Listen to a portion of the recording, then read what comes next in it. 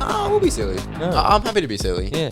Dean, I don't give a flying flip if it's Dylan Moore. You sit your ass at the Shabbos table till 10 o'clock and then you can go do your thing. Ben Key, you can choose anything. Yeah. I know. No, we need a forward. We need a forward. I might wait, hold on, I'm not talking. Ben Keys. Yeah. What? Why? I've actually heard the only thing less likely than a North Melbourne win is Chase making a sale at work. What's that? That's Backs. Yeah. Mids, forwards. Harry. Ooh, Adams, 89.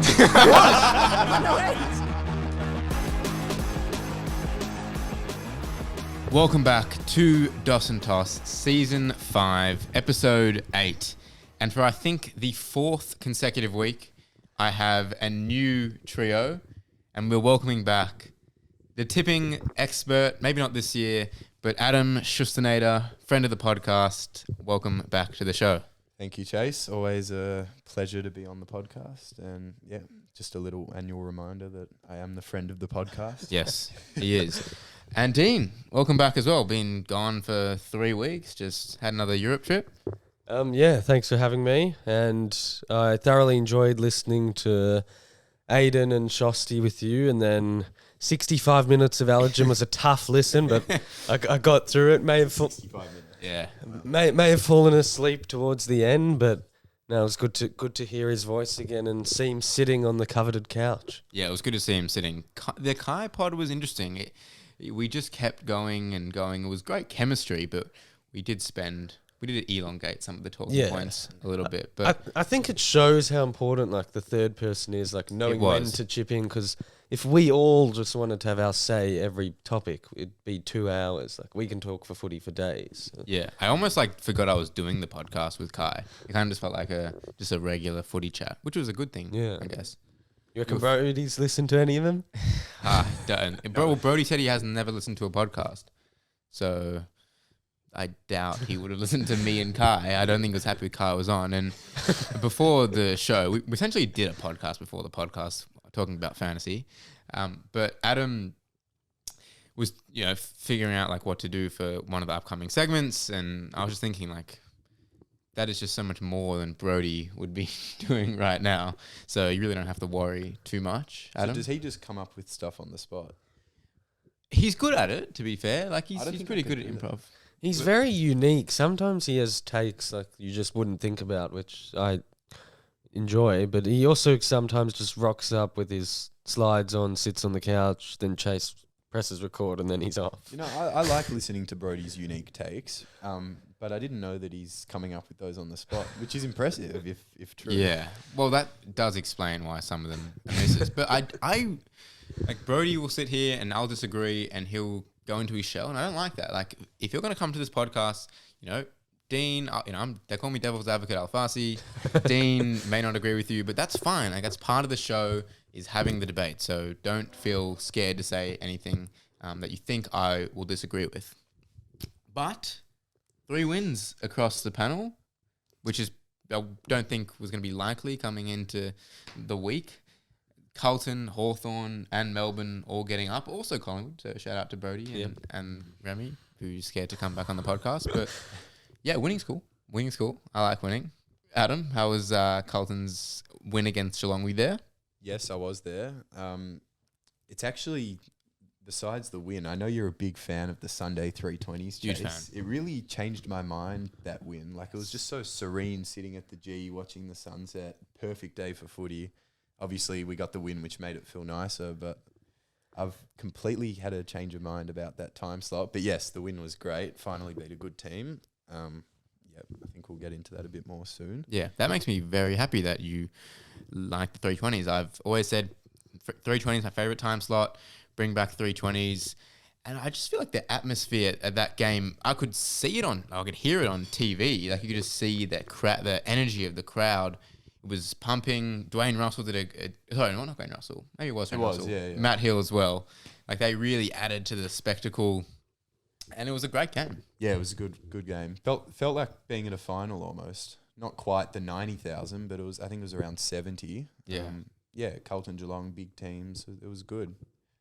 Dean, Hawks watched it on the plane home. Yeah, so On the red eye, you are just fresh off the plane this morning. yeah, landed at 5:30, had a nap and pre-game nap for the pod. Nice. But yeah, luckily that the Sport Channel had the Hawthorn game live and watched it with Zach. It was weird, like not knowing any of the stats, but it was a bit. Yeah.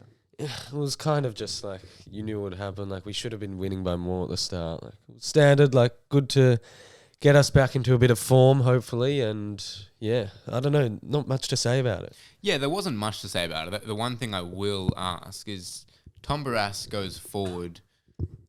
I know West Coast put Oscar Allen back, but I don't think Minnie McQualter enjoyed Sam Mitchell's move to put Tom Barrass in the forward line. Potentially seemed a little bit disrespectful.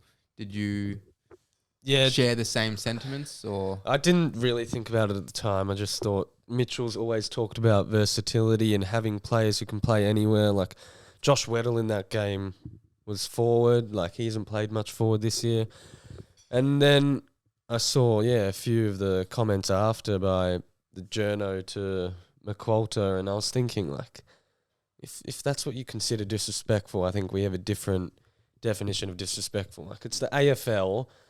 We're a professional team, Hawthorn, and we play a lot of players in different positions, and to just move a centre-half back to the full forward line, given he's got no craft, but it didn't matter, like, you never know when you'll need him to be there. I also think, like, if you're as bad as West Coast are, you can almost expect, as the coach of the Eagles, to have opposition teams experimenting on you in a game setting rather than training, because they're not going to have that chance against any other team. or later in the year when it might mean more. Yeah. I think I agree. Like, it's kind of disrespectful, but I think it says more about West Coast than it says about Sam Mitchell. Yeah. If Hawthorn are going to put their premier key back, who has never really shown any forward craft forward, to see if he shows anything or can just get his second career goal, that says more about where West Coast are at than any of Sam Mitchell's morals. Agreed. Yeah, and potentially tactically he might know what McGovern and the other backs do, so that could help. To an extent. Yeah, like I just think there's many more disrespectful acts on a footy field than that. No doubt. Hey, winning, like I said, winning's cool. I enjoyed winning. Shuster actually a couple of weeks ago was saying how when your team is winning, it's everything, and when they're losing, it's just a game. I really like that quote. I like it too. I remember when he said it, I was thinking about it, and I was like, I'd had a bad week. I'd had the 0-4. I had lost fantasy. Hawthorn lost to Geelong. Got like 3 tips right and fell out of the gauntlet as well. And I was messaging you, and in the back of my mind, I was thinking about what Shosty said. Yeah. Well, after that, United had a famous comeback win in the Europa League, and then Melbourne had I wouldn't say famous, but a great win against Fremantle. So the tide has certainly turned. Now, I think it's a healthy space to be in, because let's say if you win, like ultimately we have no control about what happens with our teams. If you win, let's say you're a +5, I don't want to be -5 when we lose. I'm happy to be like a -1 or 2, if you know what I mean. Like, I don't want the complete antithesis of that, the joy when we lose, if that makes sense. Bit of life talk. So that's the old Chase. Yeah, Old Chase would I have been think a it's a healthy -5. space to be in. Yeah, I think that, and that's kind of in life, like, happiness is moments. You can't always be a +3 to 5, But I think if you can take the hits and not be minus. Interesting metrics going on here. Well, I had to use some sort of metrics, and actually on Saturday night we were at Jacob's. Happy birthday, Jacob! Happy birthday. Shout out, Jacob. And we were all sitting around the table outside. Listener? Potentially, definitely a fan of some sort. Yeah. Just wanted to bring this up because I want some weekly shag content. So we were sitting around the table, and Adam, I think he had left. I was just like, all right, I'm just going to ask like a deep question to Shag. So I go to Shag, and I ask Shag, like, where do you see yourself in 3 years? And Corey Berman puts on, that like Build a House song, that like sad song that I played on All Pun. Yeah, like Corey puts on that song, and everyone like goes silent, and Shag just like pauses for a sec. And then he's like, to be happy. And like, that was really wholesome, like nice answer, Shag. But I said to Shag, like, yeah, like cool, but like, what do you see yourself doing in 3 years? And then Shag just pauses again, and then just never answers the question. And I was thinking, like, is Shag pausing, or is he just, and is he thinking, or is he just in his own world? And I think most likely the latter, probably just in his own world. And I'm not sure what this relates to what I was saying before, but in terms of Shag, like, he does get a lot of airtime on this podcast. I wonder what the listeners think of him that don't know him. Like, I think he's such a mystery. You know, when you read a book, or if you were to listen to a podcast and someone is being described but you don't know them, you have a picture in your mind about what they look like. Yeah. I'd wonder what the listeners would think of him, because, like I said, yeah, he's such a mystery, and you wonder, like, who is this guy? And we would say, like, we don't know. Like, we also don't really understand him. Maybe you should get him on to give them the full picture. Potentially. Not sure how it'd go on the mic. He's a very underrated storyteller. Very underrated. I rate it. That would be good for a podcast. It would. If you have him as the fourth, you've got us three, like, doing the grunt of it, and then you get Shag in for a nice story about the footy. I think you've done that with me before. I've kind Potentially. of Yeah, you sat over there on the beanbags. back in the COVID days, was that? The special comments era. I reckon 2023, Okay. post-COVID days. Yeah. Yeah, I always loved bringing Shag, bringing his name onto the podcast, and I guess it gives me, not an excuse, it gives me motivation to see him more and make more of an effort with him. Yeah. So it works both ways. But Nice. thank you, Shag. Interesting tangent, but I like it. Yeah, that's okay. Back to the footy. We'll go chronological order. Thursday night, Max Gawn just sends another reminder to the competition that he is potentially still the best ruck in the game, potentially still the best ruck this century, and potentially the best ruck ever. Yeah. Adam? So I've come on this podcast Yes. before and said that Max Gawn's the best ruckman I've personally ever seen. To me, that's the best ruckman ever. And yeah, obviously having him in fantasy is kind of making me appreciate him more. Fantasy is it changes your views on players. I missed the first half because I had training, but yeah, that he was dominant in that, like, third quarter and the first half of the fourth, and until you rested him. But yeah, he looks as good as he ever has been. Gawn's always been Hawthorn's kryptonite, so I've watched a lot of Gawn. Last year I went to like 4 Melbourne games somehow as well. It was weird. More than most Melbourne fans. Yeah, true. But he, I think, is the greatest ruck ever. We got a lot of flack for it last time. I don't know what think video so. you put out, but I remember the comments weren't happy. But you got to comment if you are happy. Like, we saw you during the week going back and forth with someone. Yeah, crazy. Shout out, crazy. But yeah, I think his hands are unbelievable. His tap work, and as a leader, you can't get much better than him. Yeah, I completely agree. I think he's the best ruck of this generation. I can't say that definitively because I probably didn't catch enough of Dean Cox. I remember being a little kid and like being into my footy cards, and then I watch a bit of West Coast and I just think, like, Dean Cox, like, such a good tap ruck. Like, every time he taps it just goes straight to the West Coast mids, like Kerr and Shuey and some of those other mids, Pritis.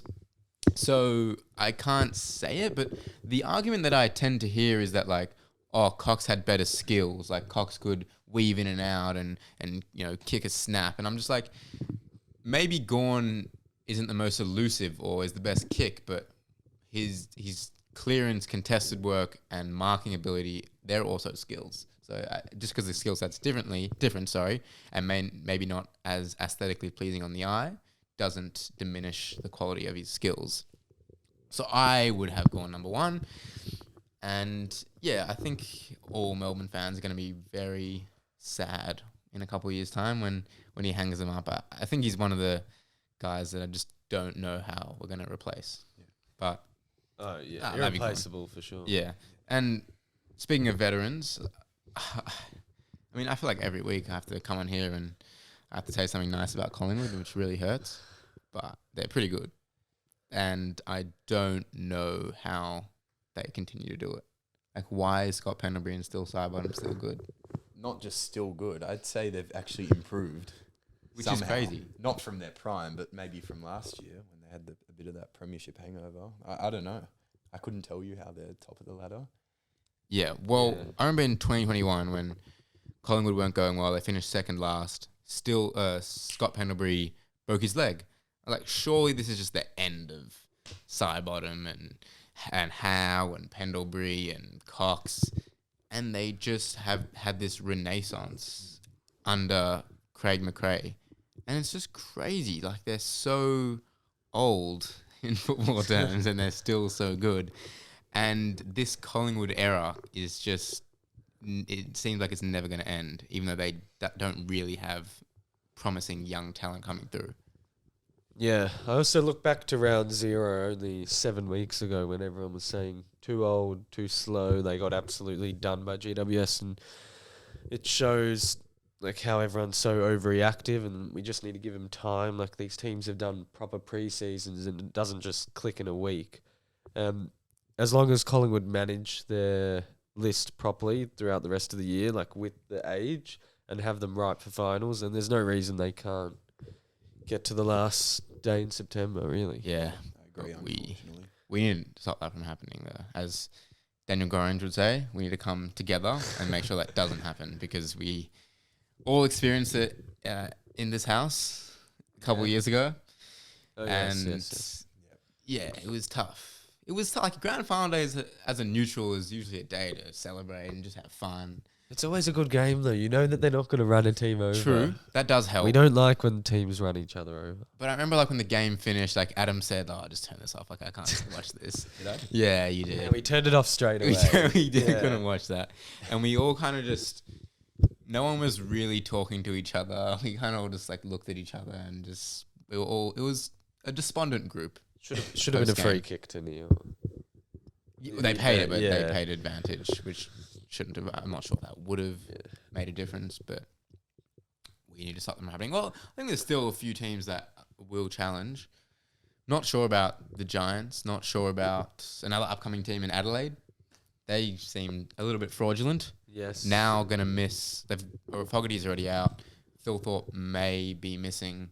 So I think he played through a compound fracture, Compound which is is big. when you can like see the bone, something like that. was Yeah. Surely he doesn't play then this week. Yeah. I thought that was crazy. What's gone wrong for Adelaide? Like, they beat the Giants. They were very competitive against Gold Coast, which I think was which was positive signs.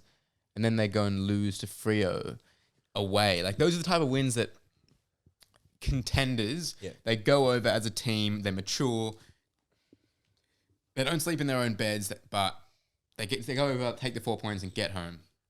And they weren't able to do that. I think you got to remember they're coming from finishing 14th or something like that last year. And it doesn't just happen. It rarely happens where you go 14th to top 4. It does happen, though. I think we might need to lower our expectations with Adelaide, though. I think they're very good offensively and on transition. They move the ball well. But I look at that back line and I'm like, they don't actually have a great key defender or even medium-sized defender. I think there's been improvements with Josh Worrell. I think Keane is okay. But okay is not enough to win a flag in your back line. That's You're right. I also think the game said more about Fremantle. They had more at stake. If they lost that at home, was it Anzac? Yeah, Anzac No? weekend. Yeah, it was Anzac Day. Sorry, yep. Yeah, There was a lot of pressure on Fremantle. Yeah. Yeah. So Friday night, big game, and Freo came to play. I fully expected Freo to win that game. I tipped them, and then because like they lose the week before against Melbourne, you'd respond. Freo, another really weird team in that like contendy zone It with seems Adelaide. like it's always the case with Freo, though, Yeah. as of recent years. It is. I think this year, it's such a long season. Like, we're still in round 7. You don't want to jump to conclusions and either rule teams out or say they're contenders or say they can or can't make finals. Like, I was looking at the 7 weeks. It's still pretty even competition. Aside from Collingwood, hasn't really been a team that you have like full confidence they're just better than everyone else. Like, who else is like up there? Probably Brisbane, but Yeah. Probably Brisbane, Yeah. but then Collingwood did them. Giants have had a couple bad losses now. Adelaide, as we just mentioned, Freo. Could almost move the Dogs into that. Geelong just lost to Carlton. That's good. Yeah, I agree. I think the Dogs, most of the time we have this conversation in round 16, round 17. We're now having that conversation in round 7, and they also just lost their other most important or second most important player in Darcy. Definitely. Yeah. They just replenish so well, the Dogs. They get so much out of those bottom guys. Yeah, like they lose Bont and Treloar at the start of the year. Bailey Smith, McRae, and Daniel are traded out. And then Joel Waitman Fraser as is well. just like... Waitman out, sorry, as well too. Joel Fraser just like, yeah, I'll be the next Bont. Matt Kennedy is just like, yep, Treloar, like, I'll play your role. Yeah. No, it's credit to Ed Richards, Sanders as well. Yeah. My boys. Yes, your The boys. Ed Richards move as well has been huge. Okay, so the Dogs have been an up and down team the last few years. I'm not saying are they going to make finals, but are they legit? I don't think so. Like I see them doing what they did last year. Like we got them in the elimination final, something like that. They never make top 4, and lightning doesn't strike twice. You're not going to win it again from outside the top 4. Okay. So I was just checking my ladder prediction. I did it like before the season started. I had them 14th. So I reckon I had them Yeah. low as well. Yeah, 14th. And that was, I think I did that before the Bontempelli injury. So could have even thought lower. So to answer your question, I think they're always a threat in finals just because of what we've seen them do in the past. Yeah. But I don't think they're good enough Okay. to get there all the way. That's very funny. I just looked at my ladder predictor. I also had them 14th. 14th? Yeah. Wow. Great. You know what I will say? And he's copped a lot of flack, but I actually think Luke Beveridge is a really good coach. I'm not sure about his player management with some of his players, but I think he's a very tactically smart coach in game. Yeah. And the way he's developed some of his players, that comes down to Beveridge. Yeah. I think I don't know if he'll get a contract at the end of the year, though. I think like player development, yes, definitely. You see a lot of players coming from nowhere. Like even Bailey Dale started as some random half forward. I think he's been all Australian or Yep. yeah, Yeah. as a halfback. But I don't know. You also see like the exodus of players leaving the Dogs, being played out of position.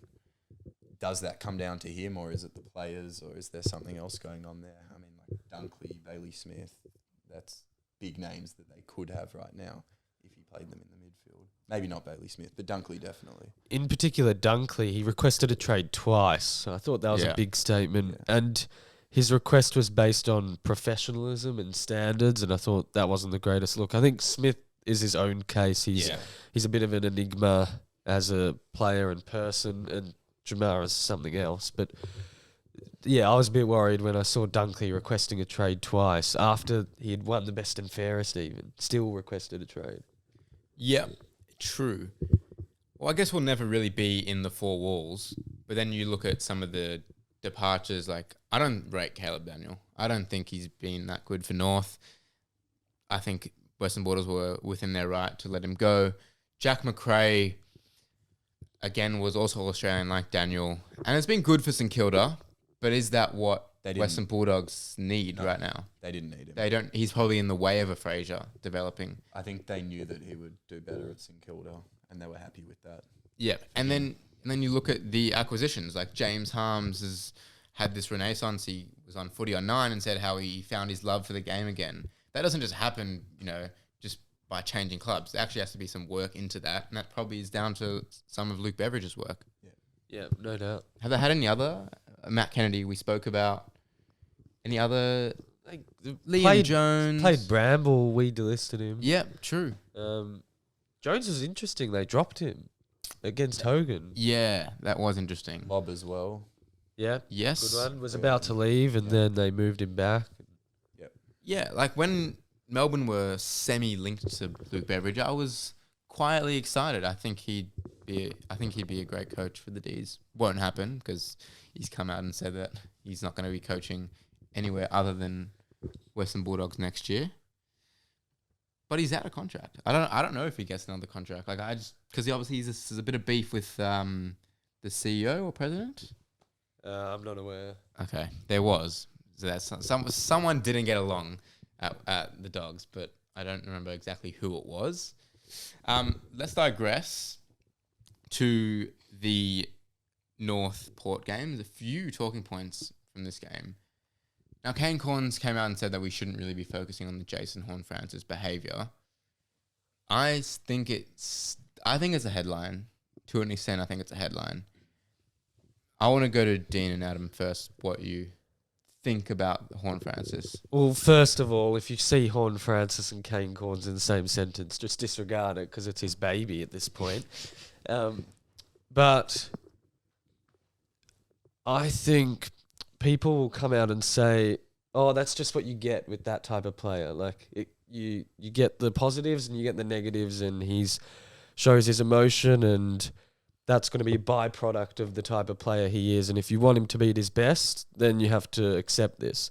But I disagree with that. I think from a personal perspective, yes, that's fine because for him that's okay. But when you're a leader of the club, and as Horne-Francis, maybe he's not a leader, but he's in their top 3 players, so he's essentially a leader.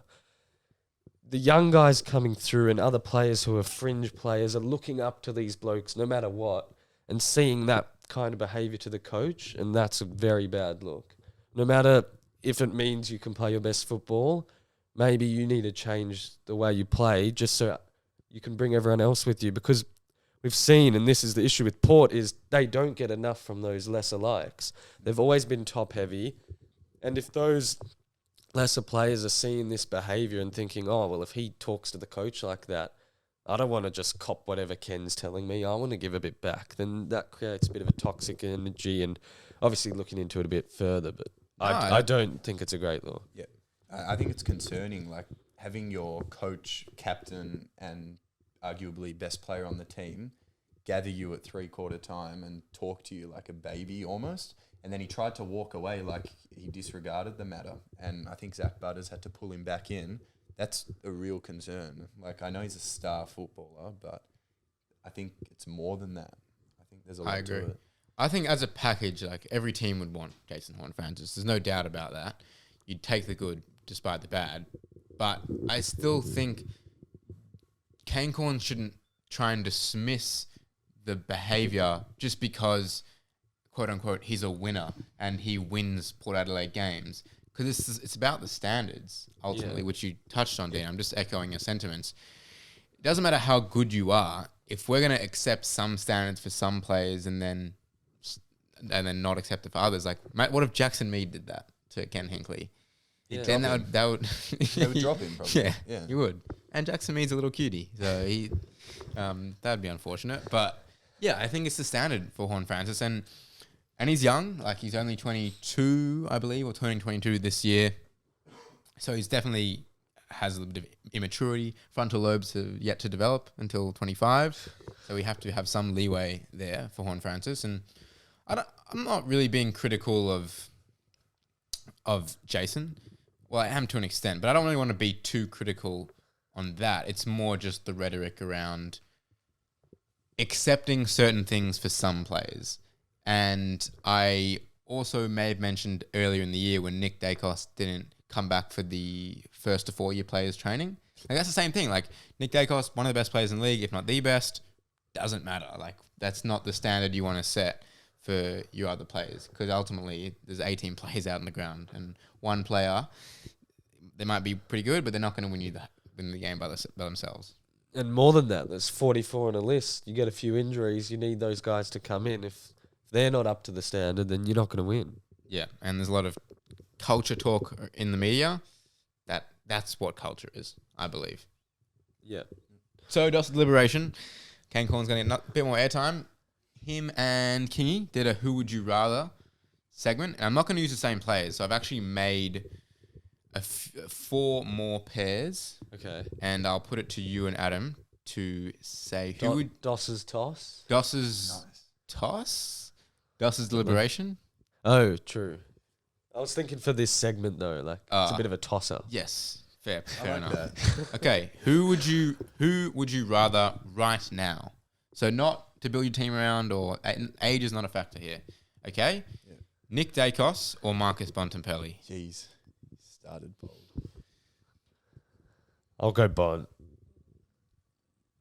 Do I explain? You can or explain, does Adam yeah. go? You can Do you want play. to explain? I can give a short summary. Just star play like that, you just can't look past. I know Dacos is probably, well, he will be the best player in the game if he's not already. But I think Bont, for the next 1 to 2 years, I'd put ahead of Dacos. Okay.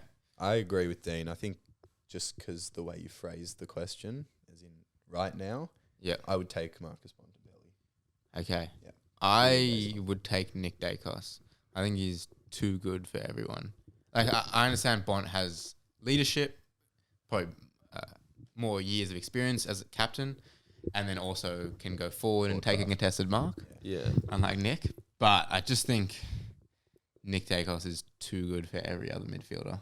I don't. Yeah, You I could think be you're right. right, I'm so- just not ready to not say. I'm Bont. ready. I'm No, ready. I think you're right in saying that he is, like, watching Brisbane try to keep up with him Yeah. the other week. That was one of the best performances I've ever seen. But then again, like, I just think Marcus Bontempelli's impact on a team and the game itself is the best, one of the best. Okay, fair enough. Max Gawn or Tom de Koning? Right now. Gone. I offered you this trade in fantasy. Yeah, well, not. I'm gonna say Gorn though. Really? You to Connie? I might be de Koning. Right now. I don't Okay, think so yet. so obviously, like I said, with the Dacos and Bont, like leadership wise and importance to the team, Max Gawn is very important to Melbourne. But all right, I'll go Gawn. I could be different and say de Koning, but I will go Gawn. But I think it's close. I think 2 weeks ago I would have said De Koning Yeah. because he started the season better than Gorn did, and it's kind of gone the other way. But I think You probably watch it closely with the Koning. So Yeah. obviously he takes the ball out of the ruck a lot. He gets a lot of the hit outs. Is that having a positive influence on your clearance ability? yes, I think it is. Like, you see, we don't lose clearances even to the other best clearance teams. It's rare that we'd lose the clearance count, and he's a big reason for that. But also, my mind just goes to, I don't know if you watched the game yesterday, Chase. I He just did a bit. had a kick at fullback where Yeah. he turned it over, cost us a goal. He made up for it and kicked a goal, but his disposal efficiency isn't great. Not saying Gorn's is, but Gorn A bit is more measured, I and think. probably better in the ruck still. Tap work. I would Okay, say. I don't think we play each other for a while, but I'm very excited for that matchup. Yeah. Because I love Gawn, and we just lauded him before, but I think his tap work and influence on the Melbourne mids is slightly overrated. Really? Yeah, I don't think he's a great tap ruckman anymore. I think he used to be, but opposition mids are very good at sharking Gawn, and Melbourne mids can sometimes just be a little bit reactive to that. Maybe it's just a lack of chemistry, but I think de Koning, like watching him in the ruck, he's a little bit more considerate and precise when he taps, when he takes out of the ruck. Gawn is obviously still very good, but I think de Koning has him there. I'd take Gawn around the ground. Really? Yeah. See, I'd go the other way around. Okay. Yeah. Interesting. All right. Well, we all still say Gawn. Because Anyway. Okay. We'll go to the next one. Connor Rosie or Zach Butters? Houston. I'm going to be biased. I'm going to say Rosie. Butters. Okay. Why? Me?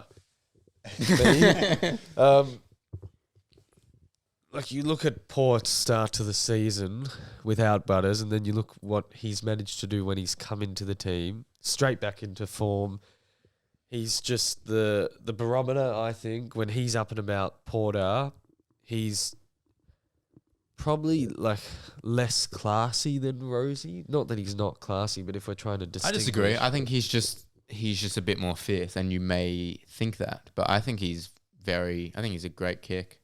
Yeah, no, he is, but I think that's Rosie's best part of his game True. is his class and finishing, and now his half back work. But like, I don't know, it's a toss of a coin, really. Okay. Well, I would disagree. I'd say Horn Francis is their barometer almost at this point. And then it's like, you know what you're going to get from Rosie and Butters week in, week out. Because they are pretty consistent. Rosie had a bit of a down year last year, but he's been amazing this year in both roles he's played. But Horn Francis is the one. If he's off, I don't think they'll win the game. If he's on, they'll probably win the game. Okay. And then I still say Butters. Like the work that Rosie's doing, it is easier to play at halfback. I just think Zach Butters, like you said, has made a massive difference since coming into the team. He's so damaging. And don't forget, he did win the Coaches Award a couple of years ago. So he's very highly rated across the competition. I don't think Rosie has reached the heights of Zach Butters, and I wouldn't give Rosie the nod just based off a couple of really good weeks. Intercept marking. Yes. Okay. Last one. Forwards. Ben King or Josh Tracy? King? Not with confidence. No, wasn't that? It's pretty close. I haven't looked at the Coleman tally. I think, is King leading? King's leading. King's leading by 3 and has played the one less game as well. I think King is more consistent. So I'd say Ben King. So Ben King, 23 goals in 6 games. Josh Tracy, 20 goals in 7 games. Yeah. For reference. I know it's not just goals, but I would say Ben King in terms of consistency at this point. I really rate Ben King. I had him for my Coleman before the year. I think he'll win the Coleman. But I actually am going to go Josh Tracy. I don't think Ben King offers a lot other than that last kick inside 50.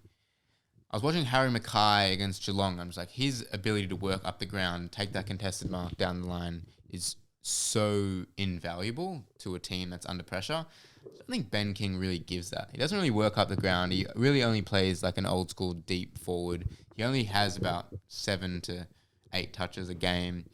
Great finishing, contested mark inside 50, yes, but as a package, I think Josh Tracy plays more like Harry Mackay and gets a lot more of the ball and has a lot more influence on Freo's team. Well, some teams need that. Like, I think Melbourne would rather Tracy than King, but other teams, I think King would provide much more value with finishing and teams who can get the ball inside 50. Yeah, Carlton have that luxury just because they've got Kerno on the ground as the next kick. So that's True. probably why. Okay, this isn't who would you rather, but thank you for your answers. A couple of hot takes from the fans I put out, so I'll just read out a couple. Sam asks, this can be for Adam, Carlton can still play finals. Do you agree? I think we can still play finals. I'm not going to sit here and say we will just because of what I've seen in the first 4 rounds, particularly the Richmond game. But, yeah, you beat Geelong pretty convincingly. That definitely puts you in that contention. So I'll say yes, we can.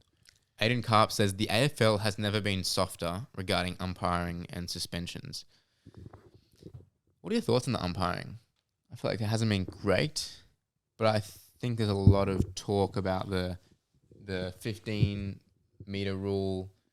And I think that's really tough for the umpires to adjudicate. And I don't really mind the not 15 adjustment this year. Keeps the game going, and yes, the umpires aren't going to get it right, but it does add to the game. I think it was Ray on the Mason Cox podcast a couple of years ago, and he said the grey area in umpiring and in the game is good for the game because, you know, it's news articles, it's podcasts where we actually, you know, sit back and talk about it and debate and discuss, and that's good for the game. If there's a howlers, like, yeah, we should call it out, but I don't think the umpiring has been very good. I'm not exactly sure what the solution is to that. I don't think it's good for the game at all. Like, it Really? takes away from the game and what the players are doing each week if we're talking about the umpires for half our podcast. Okay, yeah, I agree with Maybe I he's don't talking wanna about, like, for content and clicks. Maybe, like, you'd get more clicks from talking about umpiring. Do you know what I mean? Yeah, sorry, I don't just mean the umpiring. I just think the controversy in the game. I think what you're looking for is consistency, and the no 15 rule there've been some games they're really onto that, and then some games or some parts of games they're just not looking for that at all. So you want it to be the same every quarter of every game, and then there's no issue. Yeah, That's I'm how just not sure what he means by the suspensions are soft. Well, maybe Paul. Does that, like, Curtis. he means he wants more weeks or less? See, I don't know what he's saying. Yeah, you'd have to get him back on. But what I will potentially say is they're being soft as in there's not really much accountability. Like, Paul Curtis gets 3 weeks for an in-the-back tackle. Dan Newson gets 2 weeks for elbowing someone in the head. Just because there was a concussion on Paul Curtis, he gets 3. Yeah, that's Which a that whole doesn't other make- story. that's a whole other 10-minute discussion that Dean doesn't have time for because he's got uni. A couple of other calls. Devon says the Swans will finish bottom 4. Stiglitz says, this is again, I saw the most atrocious footy in the North versus Port game. Umpires misses just bad footy. It was a pretty weird game. And there were a lot of mistakes. But It was I thought entertaining. it was entertaining. I like the Gabe Stiglitz shout out last week. He did. By the way, I actually did a Gabe Stiglitz myself. Really? Listening to you and Kai, I don't know. I think I was on a train, Okay. and at about the 40-minute mark, I just carked it, fell asleep, woke up, had missed the cups. Yeah, the Cups look so... And then I was on for very the Cups. interested for who you were going to do for Adelaide Freo, because I went and tried to do Yeah. my own, and then I saw you both got no one. Yeah. Was Then- there no one? Yeah, I didn't think there was. Damn. Adelaide That's annoying. Freo. Damn. Kai said JHF's going to cost Port Adelaide with his inability to regulate his emotions. Thanks, Kai. And Corey says Reds are champions. Shout out to Liverpool. Yes, massive. Did you go to Corey's and watch it this morning? No, I watched the whole game on the plane. Oh, yeah, I forgot. My bad. I Yeah, but the apologize. Champions League's better. No. Yes, it is. Well, that I actually want to talk about that. But we don't really have time. Yeah. Just don't the have way they were celebrating before the game was crazy to me. Like, It was Tottenham. obviously it's Tottenham, but I'm a 16th. the statistics said Tottenham were a 10% chance to win that game, meaning Liverpool wouldn't have won the league officially. And I was just thinking, like, sure, like, the celebrations are great, but just wait until we've done it. Like, don't go too early. And then the ex-Liverpool player for Tottenham gets a Solanke. header in 12 minutes. And I'm Yeah. like, wow. Liverpool was going to win that game, but even if they didn't, like, it's a party. Like, you're going to win it eventually. It was bizarre. Like, it's a completely different culture. Also, the one player taking off his shirt, doing a celebration. I'm a Jesus follower. Imagine Yeah. if Nick Watson did that. That'd be crazy. And, like, no one said anything. Like, That's just how it is. Yeah. it's so different to me. And, like, obviously Liverpool fan, but not a avid follower of the game. So maybe I'm just coming from a different perspective. Okay. But I found those things interesting. Nice. Let's not be silly. Dean? Yes. Let's not be silly about the last game on Sunday. Enough of this Perth rubbish. You look at the last few Sunday games, Hawthorn Port, Hawthorn Geelong. This week it's the Q Clash. Make the last Sunday game great again. We've made 320 great Yep. again. Yes. Were you done? Completed? Make the last Sunday great again. It extends the weekend. I've had enough of having dinner and watching Freo with Adam Papalia commentating a boring game where Freo win like 70-50 or Yeah. West Coast are playing like it's never a good Perth game. Like it's probably 1 in every 15 at this point. I think you can there's really room to make the last Sunday great again, and let's not be silly about these random games on a 4:40 on a Sunday arvo.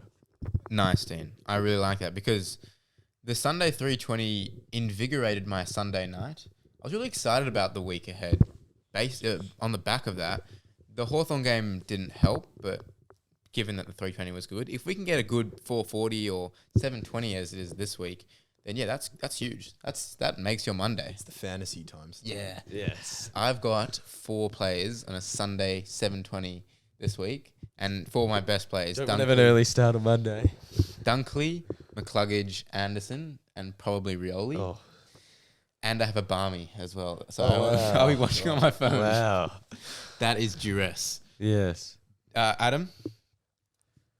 Yeah. So mine is, I think someone touched on it from the fans, but I'm going to talk about Sydney and just their grand final hangover, but also Isaac Heaney in particular. I'll just give him a bit of a call out. Okay. Not a complete call out, but I think he came equal 4th in the Brownlow last year, and he's pretty much a shadow of himself from last year right now. I know it's not just him, and it's hard without Goulden and all the supporting. I mean, the forwards are all pretty much injured. So yeah, I think it will turn for Sydney, but Isaac Heaney is out there, and he's just hasn't lifted as their best player probably. So yeah, Let's not be silly, Isaac Heaney. Could look into that even further because before last year, Heaney was always this guy who had potential, and he hadn't got anything really, as in established himself as Yeah. a star. correct me if I'm wrong. And if this is the trend for his career, like, it's pretty worrying. Like, one massive season will turn into an outlier if he doesn't back it up. Yeah, he I understand. does have a second All Australian, I believe, in 22, Yeah. but a bit of a contentious one. I I agree. Last year yeah. he was very good. Like, his form was insane last year. Like, it was best player in the comp worthy. So Yeah. we're not asking him to do that again, but you got to prove yourself, because at the moment that's going to turn into an outlier, because his first few seasons he was always injured. And The other thing is, like, Thereabouts. Sydney need him right now. He was not going to like really slander him about last season because you can't really fault him. But Sydney were going very well. They had Errol Goulden. He had Errol Goulden beside him. He had a lot of other good players going well around him, which definitely would have elevated his game. Sydney are now 2-5. They need their leaders to stand up. Mills and Goulden are out. It has to start with him and Warner and Rowbottom to an extent. And if he's not going to lift, then Sydney are just going to continue to lose games and they may not make finals. Yeah, well, Warner's also been slightly disappointing. It was better against Gold Coast. Yeah, but the form we saw last year from him compared to how he's played so far, I think it's similar. Yeah. So yeah, Okay. those two I'll call out. It was like a half let's not be silly. It was like a let's not be Worried. facetious. Yeah, there you go. I don't know. My let's not be silly is Kyle Lohman. Not going to really attack anyone, but I think Kyle Lohman has been subbed out twice in his first 2 games this year, has missed a lot of footy. He's only 21 years old, and he clearly was injured in the first quarter against St Kilda. I think hurt his AC joint or whatever, was cradling his shoulder the whole game and just refused to be subbed out because he's missed a couple of games. You're 21 years old. what do you You're mean by young. that? By what? He refused to be subbed. Like He he wouldn't was come from the field. No, like he was like I don't know exactly what he said, but he was having chats to Chris Fagan, and I assume he was telling Chris Fagan to not that he was okay because he didn't get subbed out. Right. Unless he did later, I'm not too sure.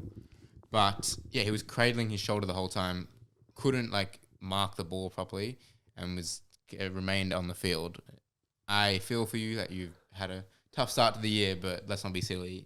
You have to look after yourself. Fair enough. Okay. Cups and tips. Dean, do you want to get the games up while I quickly give you a tipping update? Adam, very timely appearance on the podcast because you were equal first for this round with 8 tips right and a margin of 4. Yeah. Well done. Good to be back in that list. It's been a while. Rough start to the year after big hopes from last year, but So I believe there's 100 people in the league. I'm 77th, Dean is 72nd, and Adam is 75th. So really poor showing and across the board. I was like dead last at one point. You were Yeah, wow. 92nd at one point. I would have been. And that's coming from being first the whole year last Yeah, year. that's crazy. There's still time though with tipping, I reckon. I was having a look, like there definitely is time, and you got to go the big calls because there have been a lot of upsets this year. Yeah. So. Giddy Swatlow shared the stage with you for round 8 with 8 and 4, and he leads with 48 in total. I believe he was up there as well last I remember year. that name. Yeah. Yeah, I've seen that name before. I've seen the name. Not sure if I've ever seen the face, but I've seen No, the name. I haven't. But yeah, no, shout out. Let me just have a look at the top And 5. what happened to NP from last year? Noah Pook. No, Yeah. he hasn't been up there. Is he in the No. comp? So we got Giddy Swatlow, 2 Giddy Banky, Jake Rebel, friend of the podcast, Ariel Zelwa, and Asher Green rolls out the top 5. Eden Cohen up there in the top 10. Always Alon. seems to make a top 10 appearance, Eden. Solid tipper. Yeah. No. Yeah, Eden is a solid tipper and Yeah. often Consistently. asks for advice of who to take. I remember Not when sure he was why. when he was going well a few years ago. He took it very seriously. Yeah, it's one of those things that if you're doing well, you take it seriously, but if Yeah. you're not, you're not. That's true. All right, let's get into the games. True. Starting off with Essendon North Thursday night. It's Mackay, an interesting Ben Thursday Mackay. night game, but Yeah, bit of a... it's good spotlight for North. I've always said Thursday night should be shared around. Okay, any, Yeah, but any I've had- others? I've had enough of this Essendon prime time. Yeah, that Yeah. Port Essendon Thursday night Todd game. Goldstein? I can't. Of course. Mitch Hibbard. Yep. No. Yeah. Mitch. Yes. Yes, Mitch Hibbard. Oh, there's a top up player here, isn't there? Oh, yes, there Atley? is. Did he go to? No, no, he didn't go to Essendon, but yeah, I feel like there is a top-up player. There's a backman. Oh my god, Dean. Not Matt D. No, not Matt D. The other one. Dean. Ugh. Dean. I feel like every year this guy's on the tip of my tongue, but I'm not too sure who it is. He's a backman, and I remember him being like a fantasy, a fantasy ambassador for the AFL. Yeah, Where which did is he weird. finish? He's the Essendon? key back. Wait, do you know where he He finished? finished at Essendon, yeah, top up player. Yeah, I'll try find it. 2016. Anyway, go into the next game while I Alright. find this. St Kilda We gotta do our Freo. tips. Yeah, tips. Oh, okay. I'm actually going to tip North. Yeah, I feel like I get around North every week. Essendon. It's hard, but I think Essendon will beat North. All right, St Kilda Freo. Friday night. Red Hill.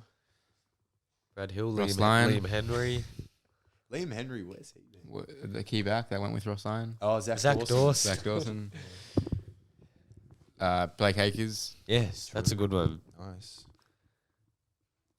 Wait, I didn't tip for Essendon North. I'm actually going to tip North. You did. You did. Oh. You said sorry. that. I forgot. I'm so pissed that I haven't got this other one. I'm going to tip you go. Freo. I'm gonna say St Kilda. I'm going to Fremantle- go... Is that Marvel, yeah? That's Yeah. the worry. Nah, I'm going to go Freo. I'm going to go Freo. I think don't St have any other Kilda, cups. They surprise you every few weeks. They've been down a couple of weeks. I think it's the kind of game they would win. Potentially. It's actually a hard round of tipping looking ahead. So. Yeah. I can't find this player. All right. It's We'll find it after. Bulldogs Port. Jackson Trengove. Yes. good. Good. I saw him at the airport last week, actually. Really? And I saw on Instagram he got like 300 fantasy. Did you see Oh, Oh, yeah. yeah. I did. Hang on, there's that? more. That's why I thought. of it 2021 straight away. prelim days. Jackson Trengove, there's a recent one I feel. I feel like there's a halfback. Come on, Dean. Yeah. Tough on the first day back. Being out of the circuit. Also, I'm cooked right now as well. Yeah. And the uni class coming up. Yeah. That is Damn, rough. this could be the first game in a while I don't have any, except for that Adelaide Freo game last week. Interesting. Is it at Marvel or I think it's is it at Mars Ballarat, yeah. in space? Don't like this game for Sam Davidson's sake. Yeah, Windy not a Mars. fantasy ground. No. All right, come on. Oh, Let's go. sorry. All right, I'll tip the Dogs at Mars. Me too. Yeah. Dogs. So Would have tipped Port at Jupiter. Adelaide Carlton, Sam Kerridge. Jacobs, Oh, Matthew cool. Wright. Eddie Betts, Bryce Gibbs. Matthew Wright led our goal kicking in 2018. Yeah. Yeah. Troy Menzel. That's a Good, one. Adam. I'd Good. say we peak it there. No, I think this could be another one, Dean. Mitch Did you say McGovern. Sam Kerridge? Yeah, good. I said Sam Kerridge. Yeah. 5 goals in that famous Adelaide comeback Yep. where Jared Bachanko kicked the winner. There probably is more. I'm going to tip Adelaide.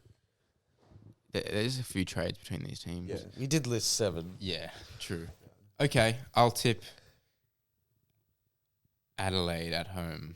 That's the thing. And if you look at our history with them, even when we were travelling well, they belt us every time. Yeah. So I think Adelaide will win. But I don't think it'll derail our momentum so much if we lose to Adelaide away. No. Yeah, if you're competitive, I think we'd be okay. Right. D's West Coast. Really annoying. This is at the same time as Collingwood Geelong, but You'll this be is watching. such a danger game for Melbourne. Like West Coast at home haven't won a game.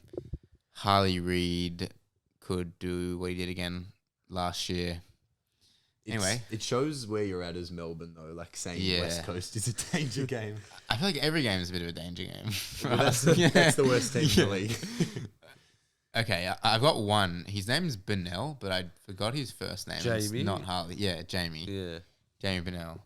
And Jaden Hunt as Yes. well. Yeah. But I don't think there's any others who played for both. Have you seen Footy and Friends done the same segment? No. Probably do. I stopped Yeah. listening to them, but Yeah. I heard Aiden mention that on the podcast. Yeah. I I don't. feel like, and I said this as well, that Footy and Friends is just like Doss and Toss, but with a platform. Yeah. We'll get there. With ex-AFL players, pretty much. I'm going to tip Melbourne, hopefully. I don't think you can tip West Coast here. I'll go Melbourne. Yeah, Melbourne. Confidently. Melbourne, happy to get the tip wrong if West Coast win. Yeah. Okay. The better Saturday night game, Collingwood Geelong. No. Travis Varco. Yes, good. Travis Sarko's good, but Nathan Kruger. Yeah, out of the league now. Yeah, and potentially back in in the mid-season. mid-season. the mid-season. Back to Collingwood as well. Really? Potentially. Crazy. What a journeyman. Yes, journeyman. But there's got to be more. Come on, Collingwood Geelong. Oh, help Dean. I've been poor. Collingwood Geelong. I'm mentally fatigued. Damn, I can't. I don't have any. Fuck, I know there's more as well. All right. Tough game at the G. Wow. I'm gonna tip Collingwood. I'm gonna go Geelong. I'll go Collingwood. Wow. Just based on what I saw. Okay. With Geelong. I think Stewart might not play. He did not look Again? fit. Oh yeah, he hurt himself. Yeah. Battle of the Bridge. Sydney GWS.